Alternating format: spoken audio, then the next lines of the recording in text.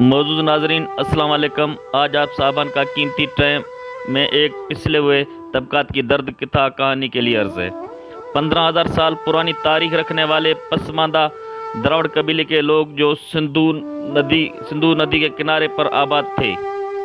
तारीख के हवाले से ये लोग मोहनजोदड़ो के असल वारस हैं। पिछले 4,000 साल से आर्या कबीले के लोगों ने इन पर जुल्म के पहाड़ गिरा दिए और हिंदू मज़हब को 4 वर्णों में बांट दिया, जिसमें शूद्र, खत्री, ब्राह्मण, वैश्य। ब्राह्मणों ने शूद्रों पर बहुत जुल्म किया और उनको जंगल में रहने पर मजबूर किया। दरबारी लेखकों से अपनी तारीख लिखवाई और दुनिया के मुख्तलिफ मुल्कों के अंदर मुख्तलिफ नामों से इनको पुकारा जाता है।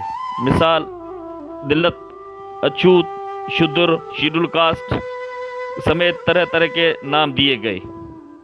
पहले पिछले हुए तबकात, जबकि 1936 में यूनाइटेड इंडियन एक्ट के तहत इन पिछले ज़ातों को समाजी और माशी सियासी तौर पर पसमानदगी की वजह से कानून साजी के दायरे में इनको अपलिफ्ट करने के लिए नौकरियों और दाखिलों में उम्र की हद समेत के लिए रियायतें दी गई। इन पसमानदा तबकों को एक्ट के तहत शेड्यूल कास्ट का टाइटल दिया गया ताकि वो समाज में दूसरे तबकात की तरह बराबर के रह सकें। कायद-ए-आज़म मोहम्मद अली जिन्ना ने अपनी पहली कैबिनेट में कानून और लेबर का पहला मिनिस्टर जोगेंद्र नाथ मंडल को मुकर्रर किया, जो कि पसमानदा शेड्यूल कास्ट से उनका ताल्लुक था। शेड्यूल कास्ट 19 अक्टूबर 1948 के नोटिफिकेशन के तहत ये इन रियायतों को बरकरार रखा गया। इन शेड्यूल कास्ट के लिए स्पेशल 6% कोटा रखी गई। 12 नवंबर 1957 में शेड्यूल कास्ट डिक्लेरेशन जारी किया। इनके अंदर पाकिस्तान की गज़ट के अंदर ये इनका नाम दर्ज है।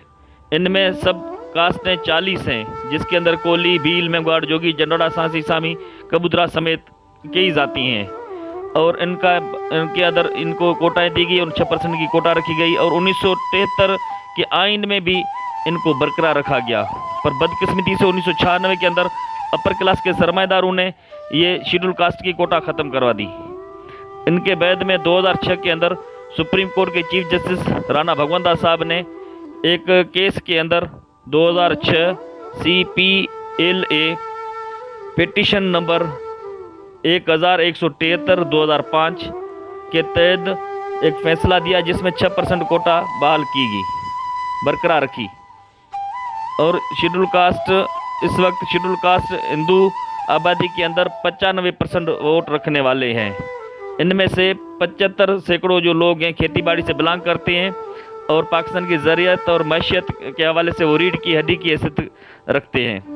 जबकि इस वक्त पाकिस्तान के सब सियासी पार्टियों के अंदर 5% सरमाएदार दीवान जो अपर क्लास वाले दीवान हैं और ATM के ज़ोर पर हर चीज़ पर काब्ज़ हैं, जिसमें MPA भी वो, MNA भी हैं और नेशनल कमीशन के चेयरमैन और मेंबर भी वही दीवान हैं।